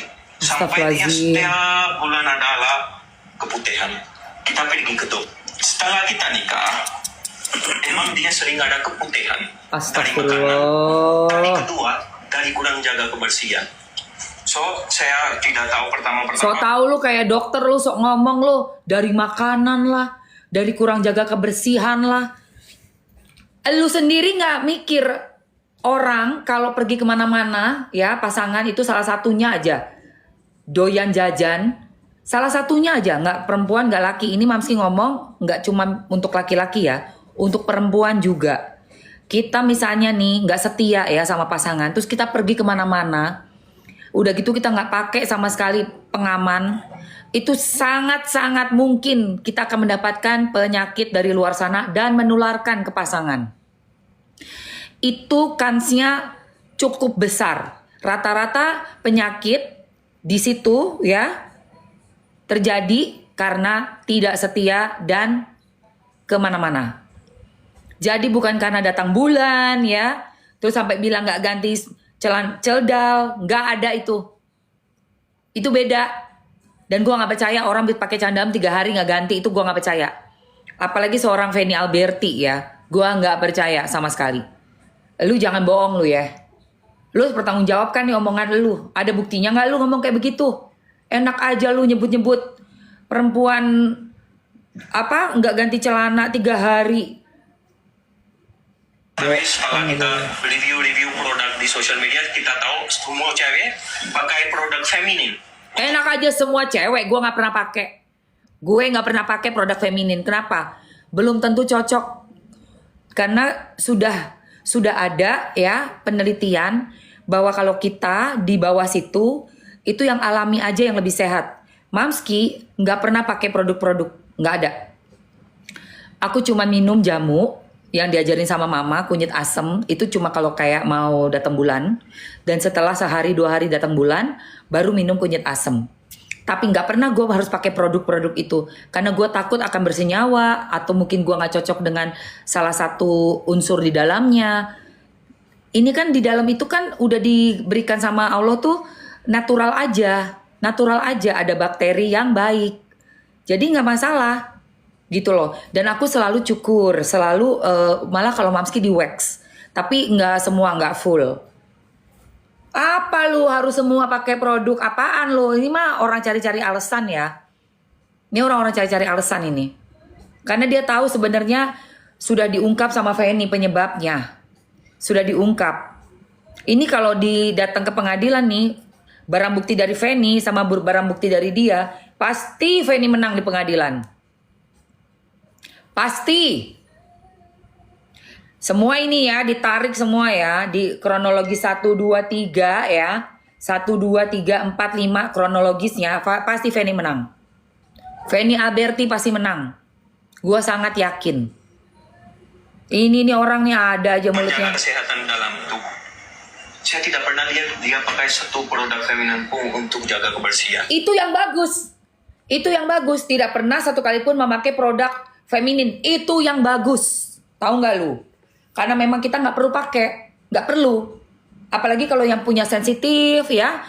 Takutnya ada alergi-alergi apa. Nggak perlu. Nggak perlu sama sekali. Yang perlu itu adalah punya laki-laki yang setia. Tahu nggak lu? Akas, dengerin gue. Produk feminin apa sih? Produk kebersihan perempuan.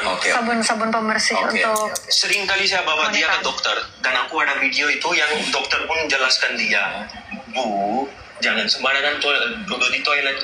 Bu, menjaga kebersihan. Kalau udah pipis lah pakai. Jangan sembarangan duduk di toilet. Yang bener itu jangan sembarangan lu pergi keluar terus kenalan sama orang gak tahu dia siapa, terus tiba-tiba langsung ada hubungan. Itu yang bener. Kenapa? Orang itu kan kita nggak tahu. Kalau istri kita tahu, suami kita tahu.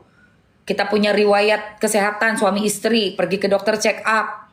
Tapi kalau kita pergi ketemu orang di luar, kita nggak tahu dia check up apa enggak. Kemarin dia sama siapa. Tapi kalau suami istri insya Allah selalu tidur bersama. Selalu kita tiap malam sama dia. Mulut lu ya, astagfirullahalazim. Isu kalau begini Bu tidak ada terus-terusnya. Dan sekarang aku menunjukkan bukti bukan ke abang, ke pengacara saya, karena mereka juga aku belum pernah menunjukkan bukti ini, tapi mereka bisa jelaskan dengan kata-kata yang sopan. Ini adalah istri saya. Bukti apa? Bukti apa? Mana tuh? Istri saya. Gua belum, aduh habis lagi videonya. Bukti apa lagi lu? Aduh kesel banget deh. Mana bukti apa? Oh ini. Ngomong dari sana kebanyakan pakai perasaan, tapi belum tentu ada buktinya.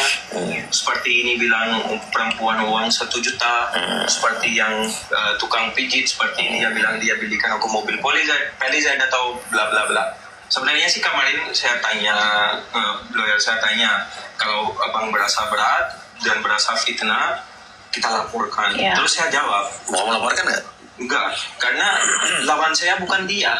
Dia adalah seorang perempuan. Alah, bisa. apalagi mantan istri. Bilang aja lu takut karena Feni pegang bukti kan. Apalagi dia punya 2 anak itu dari saya. Ibu dari anak. Bukan lawan saya.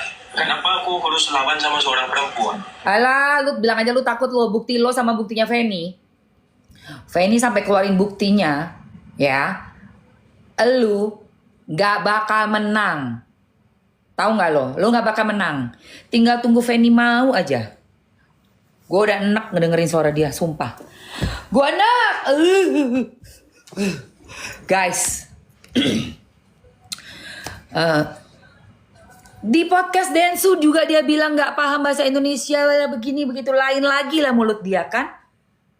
Gila, gue gak kenal sama Feni lagi. Gue gak kenal Feni. Sampein ke Feni dong. Ini mah dia gak boleh dibiarin aja. Feni Mamski gak kenal sama Feni. Tapi Mamski kenal Doktif. Ya, kita berdua akan support Feni. Video-video udah kita simpan semua.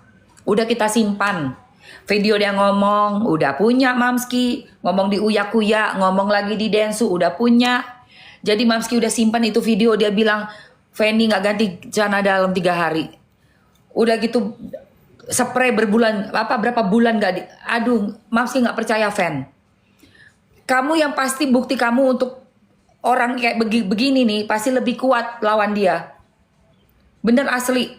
Iya, Doktif kenal makanya. Doktif kenal. Gak mungkin dong Mamski diem-diem aja ada laki-laki ngomongin ibu dari anak-anaknya kemana-mana kayak begitu.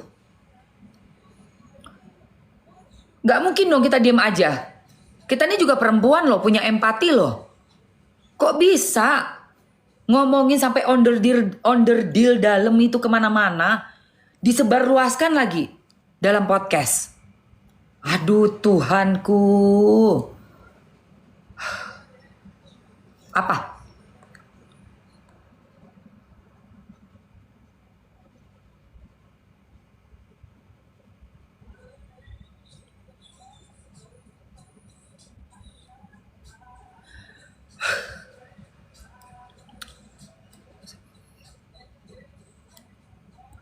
Lebih parah daripada kasus ikan asin. Ini lebih parah. Lebih parah daripada kasus ikan asin. Sekarang kalian percaya nggak sih? Ada orang nggak ganti celana dalam 3 hari? Itu nggak mungkin banget. Bohong banget itu. Terus percaya nggak? Oh spray berdarah-darah berbulan-bulan nggak dibuka? Nggak mungkin. Nggak mungkin. Gua nggak percaya itu. Gua nggak percaya sama sekali. Sama sekali. Terus dia ngasih uang berapa ratusan juta untuk belanja, gue juga gak percaya.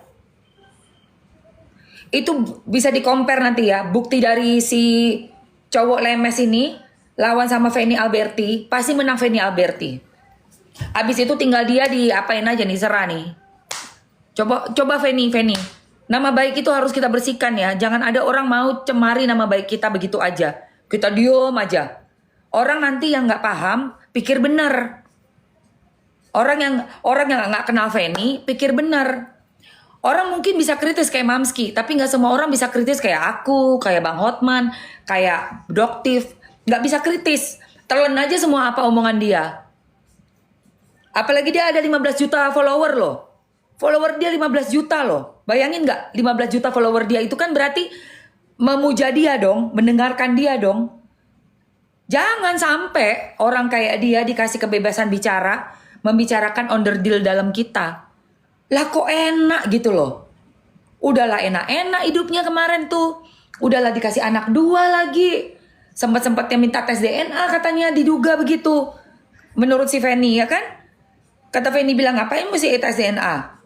Mukanya aja mirip banget. Lah iyalah. Apalagi anak satu lahir. Terus anak itu yang kedua. Beda cuma 2 bulan. Kosong, nggak terus hamil lagi. Ya Allah ya Robi. Berarti apa kayak begitu? Percaya nggak istri mantannya itu jorok? Nggak percaya gue. Buktinya baru kosong 2 bulan aja disikat lagi. Tandanya apa? Bukan jorok. Kalau emang dia benar-benar jorok seperti yang dia ceritakan di Uyakuya, nggak bakal mau dong pegang. Kok ini bisa sampai 2 anak? Hanya dalam waktu singkat 4 tahun ya kalau nggak salah. 3 apa 4 tahun itu. Nih pakai otak nih. Apa? Kau bilang jorok lah, kotor lah, inilah itulah. 2 bulan kosong aja udah kau sampai anak 2 lahir. Parah banget itu mulutnya itu. Sepil body care mbak katanya. Oh iya gue sampai ngoceh. Oke, kita tone down dulu ya. Kita mau tanya juga ke Mr. Genius ya. Apa yang bisa menimpa orang yang sudah menceritakan masalah privasi tanpa seizin, sepengetahuan dari orang yang dibicarakan. Kita akan tanya Mr. Genius dan aku akan spill. Jelek-jelekin orang sampai kayak begitu. Ada hasil dari dokter, udah pastilah. Udah gitu ya guys, yang namanya kena klemong, penyakit klemong, itu bukan karena kita lagi datang bulan. Penyakit klemong itu akibat hubungan intim sayang. Tuh penyakit klemong. Karena hubungan intim, bukan karena datang bulan, jangan salah loh. Jangan salah. Coba kita tanya Mr. Detektif ya. Mr. Detektif. Tanya ya. Mr. Genius. Tambah lagi. Tambah kak katanya. Hai, ada yang ingin kamu tanyakan lagi? Iya, saya mau tanya untuk kasusnya Feni Alberti dengan mantan suami. Kasus Feni Alberti dan mantan suaminya, Akas Elahi, cukup ramai diperbincangkan di media sosial.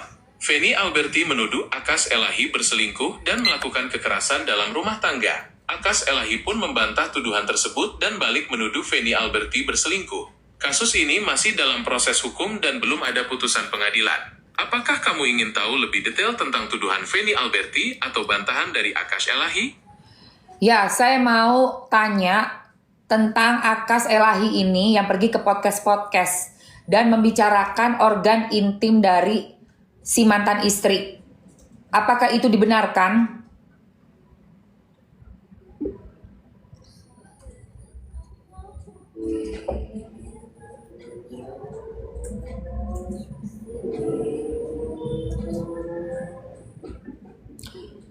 Mr. Genius?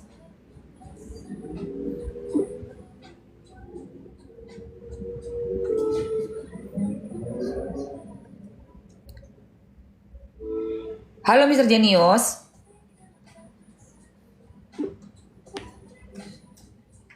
Mr. Genius, kok diem aja? Saya di sini ingin tahu lebih banyak tentang kasus Feni Alberti. Iya, saya kan nanya ke kamu tadi. Akas ini kan pergi ke podcast-podcast. Terus dia menceritakan masalah onderdil dalam organ intim dari mantan istrinya. Apakah itu boleh? Seperti itu. Membicarakan detail sensitif tentang mantan pasangan di depan publik, apalagi yang bersifat pribadi atau intim, bisa dianggap tidak etis. Hal ini berpotensi melanggar privasi dan dapat menimbulkan konsekuensi hukum, terutama jika informasi yang dibagikan tidak benar atau bersifat fitnah. Dalam beberapa kasus, tindakan seperti ini dapat dikategorikan sebagai pencemaran nama baik. Oh begitu. Hukumnya apa yang dilanggar? Akas Elahi berpotensi melanggar Undang-Undang ITE, khususnya pasal tentang pencemaran nama baik dan penyebaran informasi pribadi tanpa izin. Selain itu, ada juga potensi pelanggaran terhadap KUHP tentang penghinaan. Mau tahu lebih detail tentang pasal-pasal yang dilanggar? Ya, saya mau tahu lebih detail tentang pasal-pasal yang dilanggar. Akas Elahi berpotensi melanggar pasal 27 ayat 3 UU ITE tentang pencemaran nama baik, pasal 29 UU ITE tentang penyebaran informasi elektronik yang ditujukan untuk mengintimidasi dan mengganggu pihak lain, dan pasal 311 KUHP tentang penghinaan. Ancaman hukumannya bervariasi, mulai dari denda hingga pidana penjara. Mau tahu lebih detail tentang ancaman hukuman untuk pasal-pasal tersebut? Ya, saya mau tahu tentang pasal-pasal tersebut, ancaman hukumannya apa?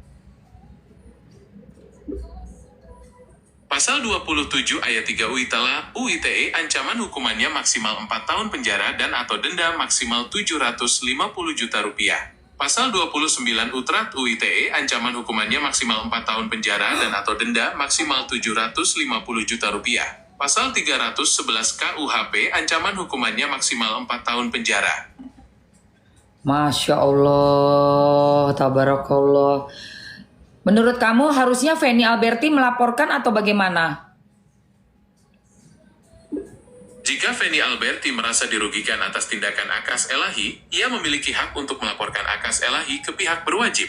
Laporan ini bisa didasarkan pada dugaan pelanggaran UU ITE atau KUHP, seperti yang sudah kita bahas sebelumnya. Namun, keputusan untuk melapor atau tidak tentu menjadi hak Feni Alberti. Ada banyak faktor yang mungkin ia pertimbangkan, termasuk dampaknya terhadap dirinya, keluarga, dan proses hukum yang mungkin panjang. Apakah kamu ingin tahu lebih banyak tentang proses pelaporan dugaan pelanggaran UU ITE atau KUHP?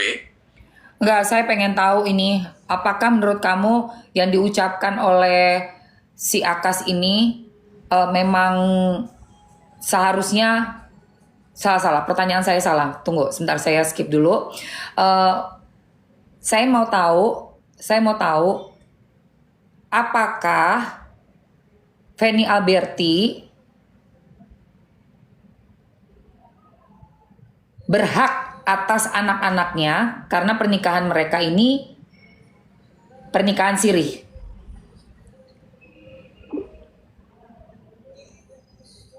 Hak asuh anak dalam pernikahan siri memang bisa jadi rumit. Secara hukum, karena pernikahan siri tidak tercatat, maka ayah biologis tidak otomatis memiliki hak hukum atas anak. Tapi, pengadilan tetap akan memprioritaskan kepentingan terbaik anak dalam menentukan hak asuh. Mau tahu lebih detail tentang faktor-faktor yang dipertimbangkan pengadilan dalam kasus hak asuh anak dari pernikahan siri?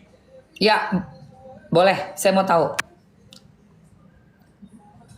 Tentu, pengadilan akan melihat beberapa hal, seperti 1. Usia dan jenis kelamin anak. Anak di bawah umur atau membutuhkan perhatian khusus biasanya lebih baik diasuh ibu. 2. Kemampuan finansial orang tua. Pengadilan ingin memastikan anak tercukupi kebutuhan hidupnya. 3. Kondisi moral dan kesehatan orang tua. Pengadilan menghindari orang tua yang punya masalah hukum atau kesehatan mental serius. 4. Keinginan anak. Jika anak cukup dewasa, pendapatnya bisa dipertimbangkan. 5. Riwayat kekerasan dalam rumah tangga. Pelaku KDRT bisa kehilangan hak asuh. Mau tanya lebih detail soal salah satu faktor di atas?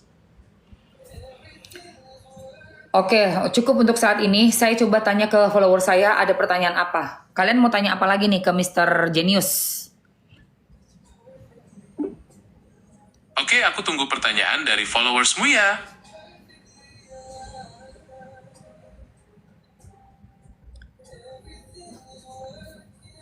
Ayo guys, yang mau nanya boleh guys. Dokumen tinggal kandas mi tentang ini apa tuh? Karin, udah masuk ya Karin ya? Udah ada itu. Tidak menjamin seseorang bebas dari deportasi atau boikot imigrasi. Ada beberapa faktor yang bisa menyebabkan hal tersebut, misalnya jika pasangan melakukan pelanggaran hukum di negara tempat mereka tinggal, atau melanggar aturan keimigrasian. Mau tahu lebih detail soal faktor-faktor yang bisa menyebabkan deportasi atau boikot imigrasi? Iya, boleh tolong jelaskan ke saya ya dan ke follower saya.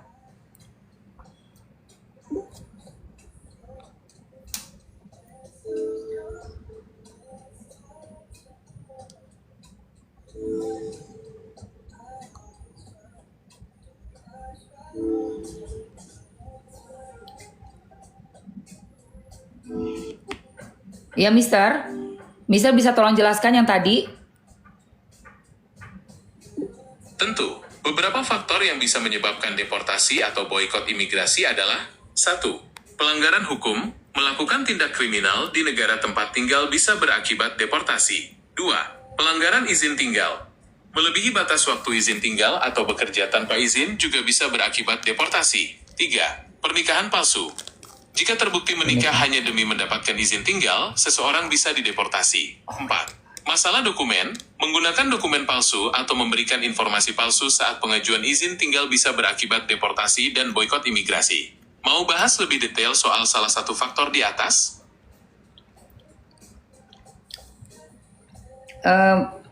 Saya mau bahas tentang pernikahan palsu. Pernikahan palsu adalah pernikahan yang dilakukan hanya untuk mendapatkan keuntungan tertentu, seperti izin tinggal atau kewarganegaraan. Biasanya, salah satu pihak atau keduanya tidak memiliki niat untuk membangun rumah tangga yang sesungguhnya. Pernikahan palsu adalah tindakan ilegal dan bisa berakibat serius. Mau tahu lebih detail soal ciri-ciri pernikahan palsu? Ya, sebutkan ciri-ciri pernikahan palsu. Ciri-ciri pernikahan palsu bisa dilihat dari beberapa hal. Misalnya, pasangan tidak tinggal bersama, tidak memiliki rekening bank bersama, atau tidak saling mengenal keluarga masing-masing. Pernikahan palsu biasanya dilakukan demi keuntungan tertentu, seperti mendapatkan izin tinggal atau kewarganegaraan. Mau tahu lebih detail tentang hukuman untuk pelaku pernikahan palsu? Ya, saya mau tahu hukuman untuk pernikahan palsu. Hukuman untuk pernikahan palsu bisa berbeda-beda tergantung negaranya. Di Indonesia, pelaku pernikahan palsu bisa dijerat pasal pemalsuan dokumen dengan ancaman hukuman penjara maksimal 6 tahun. Selain itu, pernikahan palsu juga bisa dibatalkan oleh pengadilan. Mau tahu lebih detail soal proses pembatalan pernikahan palsu di Indonesia? Ya, boleh. Tentu, pihak yang merasa dirugikan bisa mengajukan pembatalan pernikahan ke pengadilan agama atau pengadilan negeri. Prosesnya mirip gugatan perdata biasa, tapi dengan pemeriksaan yang lebih mendalam. Jika terbukti ada unsur penipuan atau paksaan, pengadilan bisa membatalkan pernikahan tersebut. Mau tahu lebih detail soal syarat-syarat pembatalan pernikahan palsu? Nggak, udah cukup. Terima kasih banyak. Sama-sama. Jangan ragu untuk bertanya lagi jika ada hal lain yang ingin kamu ketahui. Oke, thank you. Dulu pernikahan yang lama sebelum sama si Fanny itu sama siapa ya? Sama si ini ya? Tunggu aku tanya lagi. Aduh, jadi lupa. Bentar aku tanya lagi. Mr. Genius, saya mau tanya dong, pernikahan Akas yang pertama dengan siapa ya? Wah, sayangnya, informasi tentang pernikahan pertama Akas Elahi ini tidak tersedia dalam konteks kasus Fanny Alberti. Oke, coba kamu cari berita-berita dari zaman dulu-dulu pernikahan Akas sebelum Fanny Alberti. Dari penelusuran, saya menemukan bahwa sebelum menikah dengan Fanny Alberti, Akas Elahi sudah pernah menikah. Namun, identitas mantan istri Akas Elahi tidak disebutkan dalam berita. Wah, ini kata follower saya namanya Emilia Janu. Siapa itu? Emilia Janu adalah mantan istri pertama dari Akas Elahi. Ia sempat memberikan dukungan kepada Feni Alberti di media sosial saat Feni menghadapi masalah rumah tangga. Ya Allah, berapa lama mereka menikah? Akas Elahi dan Emilia Janu menikah pada tahun 2019. Oh, 2019. Apakah pernikahan syah? Tidak ada informasi yang tersedia mengenai detail pernikahan Akas Elahi dan Emilia Janu. Oke. 2019 menikah. Lalu menikah dengan Feni Alberti? Akas Elahi dan Feni Alberti menikah pada tahun 2023. Masih baru? Iya, pernikahan Akas Elahi dan Feni Alberti memang baru seumur jagung. Usia pernikahan mereka yang masih sangat muda ini sayangnya harus diwarnai dengan kabar perselingkuhan. Kamu nggak salah 2023 apa 2022? Maaf, sepertinya saya salah memberikan informasi. Pernikahan Akas Elahi dan Feni Alberti terjadi pada tahun 2024. Lah, kamu yang bener dong, Mr. Genius. Kamu kan namanya Genius. Kok 2024? Coba cari lagi di berita yang paling akurat. Maaf, saya salah lagi. Akas Elahi dan Feni Alberti menikah pada tahun 2023. Kenapa 2023 ya? Kamu dapat dari mana info itu? Maaf, saya salah lagi. Akas Elahi dan Feni Alberti menikah pada tahun 2024. Lu bisa gue pecat ya? Lu bisa gue pecat loh kalau main-main kayak begini. Mohon maaf atas kesalahan berulang ini. Informasi yang benar adalah Akas Elahi dan Feni Alberti menikah pada tahun 2023. Informasi ini saya dapatkan dari berbagai sumber berita online yang kredibel. Oh, oke. 2023 ya, dari berbagai berita yang kredibel. Jangan-jangan mungkin kamu kurang ngopi ya? Terus yang nikah 2022 tuh siapa? Saya tidak menemukan informasi mengenai pernikahan lain dari Akas Elahi selain dengan Emilia Janu dan Feni Alberti.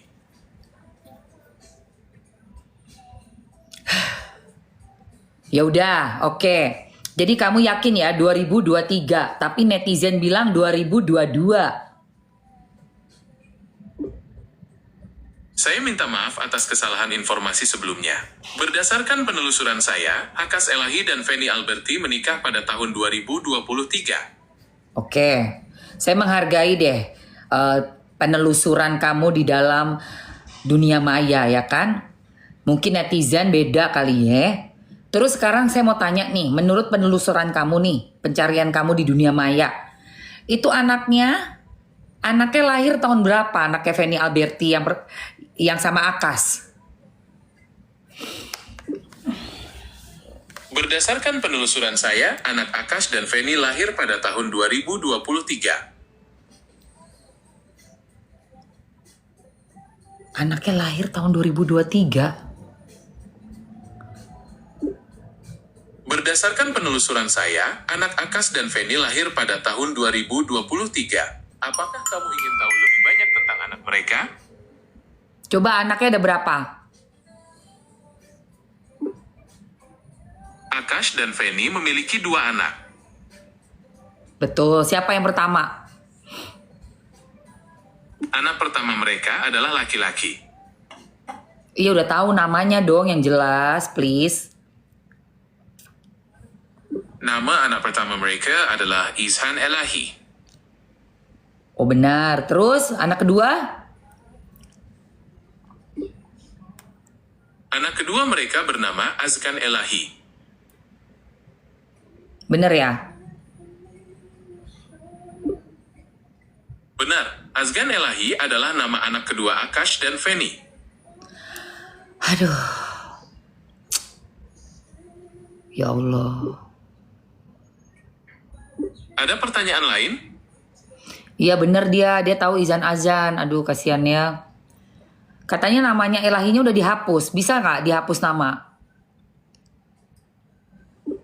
Ya, nama Elahi bisa dihapus dari nama anak-anak Feni. Feni sendiri yang mengumumkan di Instagram story-nya bahwa nama belakang anaknya sudah diubah. Ya Allah, sampai kayak begitu ya.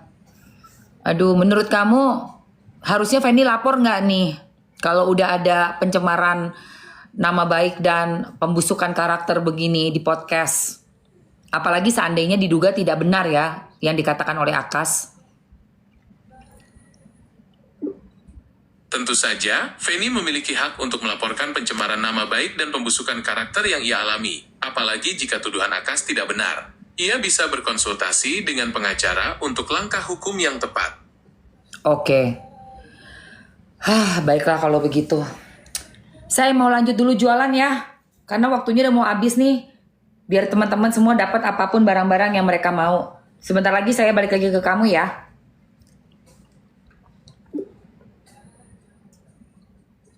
Oke, semoga jualannya laris manis ya. Jangan ragu untuk menghubungiku lagi jika ada yang ingin kamu tanyakan. Oke, terima kasih banyak. Sama-sama. Guys,